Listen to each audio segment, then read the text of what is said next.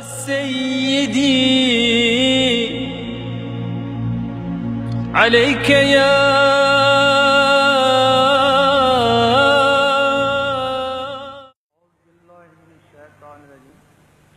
بسم اللہ الرحمن الرحیم۔ عزیز ساتھیو، السلام علیکم۔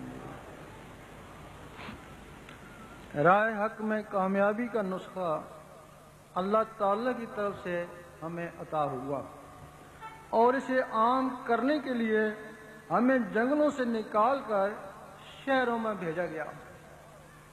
یاد رہے کہ ہم اللہ کے عشق کی خاطر ایک طویل عرصہ تک دنیا چھوڑے ہوئے تھے۔ جب ہمیں بال بچوں، بہن بھائیوں، ماں باپ کی بھی کوئی پرواہ نہیں تھی، پھر شہروں میں آنے کا مقصد صرف حکم الہی تھا۔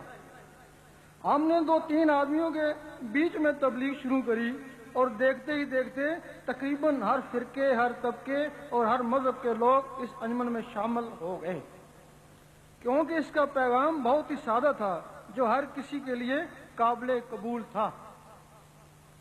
پیغام یہ تھا کہ انسان اور اللہ سے رابطے کا ذریعہ یہ دل ہے۔ یہ دل ایک ٹیلی فون کی مانند ہے جسے پاور کی ضرورت ہے۔ جس ٹیلی فون میں بجلی نہیں وہ بیکار ہے، اسی طرح جس دل میں اللہ کا نور نہیں وہ بھی اللہ سے دور ہے، اور جن دلوں میں اللہ کا نور ہے وہی حبل الورید ہیں۔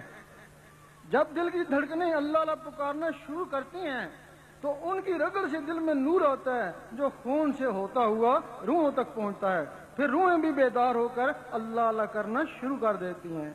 جس دل میں ہر وقت اللہ اللہ شروع ہو جائے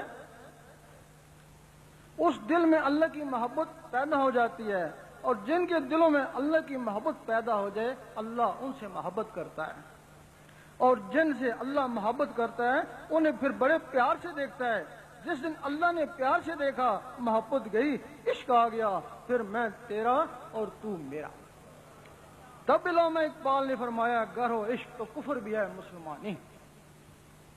اپنے ان نظریات کی وجہ سے انجمن کو کافی اندرون ملک اور بیرون ملک فروغ ہوا۔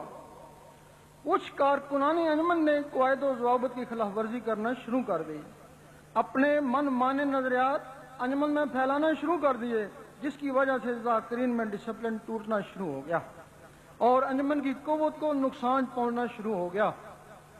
عام لوگوں نے انجمن کے کارکنان کے غلط اعمال کے باعث پوری تنظیم کے خلاف نظریات کام کر لیے، اور کچھ علماء نے بھی بغیر تحقیق کے ہمارے خلاف فتوے لگانا شروع کر دیے۔ یہ صورتحال وقت گزرنے کے ساتھ مزید خراب ہوتی جا رہی تھی، اس لیے ہم نے اب یہ فیصلہ کیا ہے کہ انجمن میں تنظیم نو کی جائے۔